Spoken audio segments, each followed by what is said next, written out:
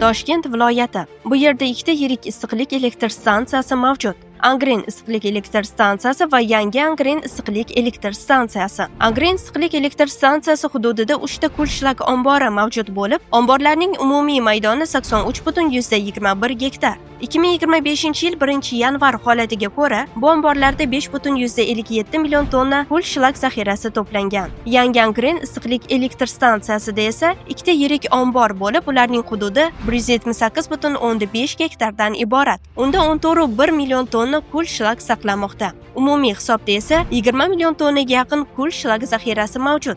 Issiqlik elektr stansiyalarida yoqiladigan ko'mir natijasida hosil bo'lgan bu kul shlaklar asosan beton, sement, yo'l qurilishi mahsulotlari ishlab chiqarishda xom ashyo sifatida ishlatilgan. Xo'sh, O'zbekiston texnologik metallar kombinati ushbu kul shlaklardan qanday maqsadda foydalanmoqchi? Bu Angren kul shlaklarini qayta ishlash loyihasi amalga oshiriladigan 3 gektar maydon. Ushbu loyiha amalga oshirilishi natijasida 20 million tonnaga yaqin kul shlaklari tarkibidan qimmatbaho komponentlar, nodir yer elementlari ajratib olinadi. Loyiha doirasida yiliga 3 million tonna kul shlakni qayta ishlash rejalashtirilgan. Issiqlik elektr stansiyasida ko'mir yoqilishidan hosil bo'lgan kul va shlaklar suyultirilgan holda nasos yordamida cho'ktirish maydoniga yuboriladi. Ya'ni siz ko'rib turgan hudud bu cho'ktirish maydoni. Bu yerda kul va shlaklar cho'ktirilgach, keyingi jarayon, ya'ni qayta ishlash jarayoni boshlanadi. Kul shlaklarini qayta ishlash jarayonida hozirda tajriba ishlari olib borilmoqda. Unga ko'ra, siz ko'rib turgan bu kichik magnit separator tajriba qurilmasi bo'lib, u orqali kul shlak tarkibidagi elementlar ajratib olinmoqda. Texnika chiqqandan qorishma aylantirib separatorga bu yoqqa tushirilyapti. Bu yerda ichkarida qorishma aylangan holatida magnit anaqa holatda kerakli metallarni, temir moddasini alohida tortib, ikki bo'lib chiqyapti. Shu temir moddasi bor narsani magnit o'ziga tortgan holatida sistemachida alohida kerakli mahsulotni o'tkazib beryapti. Shu jarayon orqali biz temir moddasi borligini, temir moddasidan tashqari yana qanaqa noyob metallar borligini Loyihaning ikkinchi bosqichida qanday ishlar amalga oshiriladi?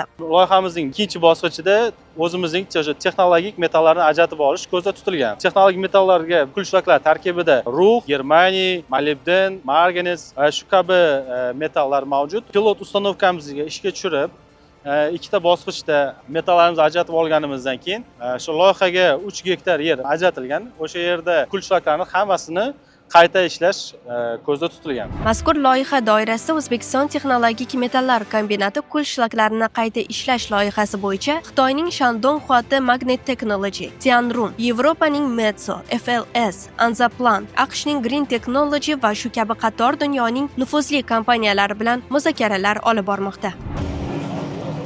Xo'sh, loyiha ishga tushishidan qanday natijalar kutilmoqda? Birinchidan, 20 million tonnaga yaqin kul shlaklar endi qayta ishlanib, tabiat uchun xavfsiz shaklga keltiriladi. Ikkinchidan, ajratib olinadigan komponentlar strategik xomashyo bo'lib, sanoat va iqtisodiy jihatdan juda katta ahamiyatga ega. Uchinchidan, loyihani amalga oshirish orqali yuzlab yangi ish o'rinlari yaratiladi. To'rtinchidan, malakali mutaxassislarni jalb etish orqali xalqaro standartlarga mos yangi texnologiyalar o'zlashtiriladi. Loyiha to'liq 2026-yil sentyabr oyida ishga tushadi. Bu loyiha oddiy texnologik tashabbus emas. Bu muqobil resurslarni ishga solish, yuqori texnologiyalarga asoslangan innovatsion ishlab chiqarish degani. Bu O'zbekiston texnologik metallar kombinatining ekologik mas'uliyat, texnologik ilg'orlik va barqaror taraqqiyot yo'lidagi yirik qadamidir.